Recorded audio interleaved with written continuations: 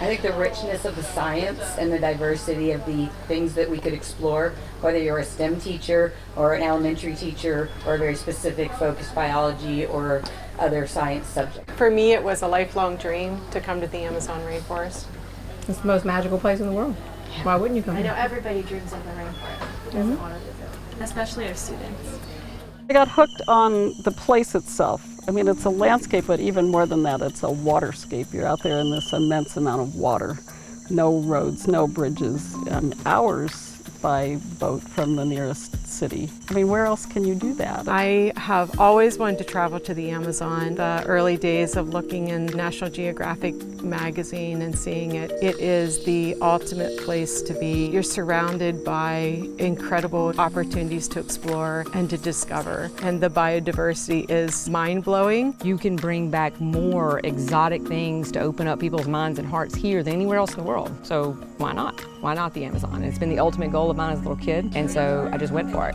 I just straight up dove in and went for it, and best thing I've ever done, life-changing. It's so different than the ecosystem I experience at home. So being able to step out of my comfort zone in terms of the patterns and things that I know, I find myself tuning into every little detail on something that I've never seen before. I come to see the unseen from my perspective. Lots of places on this earth that need protected, but for me, the biodiversity here, of course, is more than any place in the world, and I just, now that I'm here, I already knew it was special before, you know, through pictures and everything else and reading about it, but once you're here, it's different. Like, it's like something shifts.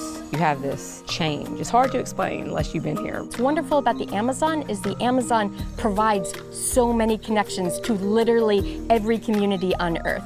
It can be about oxygen, it can be about water, it can be about medicine. So when I went from thinking about places around the world that we could compare our community to, I really wanted to take a next step to all of those global interdisciplinary connections that the Amazon provides. By bringing people here to the Amazon, it's helping them to go beyond their textbooks and lectures, hearing and reading about the Amazon, to actually experience it, to experience the amazing wildlife here. I mean, going birding is jaw-dropping, but it's just one piece of it. And then learning a bit about the people who live here, and it's not just an ecosystem that we should preserve because the rest of the world needs it. It's also the home to a lot of people who have lived here for eons. Done other inquiry workshops that have been abroad, but the very unique thing about this has been the cultural component that's ingrained in it. So actually seeing sustainability from an indigenous culture's perspective and hearing their voice has been particularly important for me, rather than me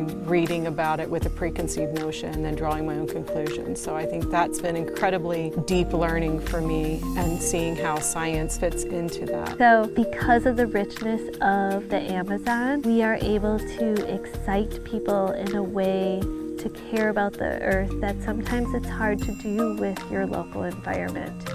And in this place with high biodiversity, we can excite people that love birds or love big cats like the jaguar or the puma, or love primates, or even just love plants, because I'm currently looking out here and there's so many different types of plants that I can't even count them. And so we can excite people that way and then build those further connections to change attitudes and then hopefully also change behaviors. We do this work because the Amazon needs us, because we need to dig deeper into conservation from the perspective of the United States, from the critical perspective of educators who influence students and youth and even adults when they go back. And because teachers need us.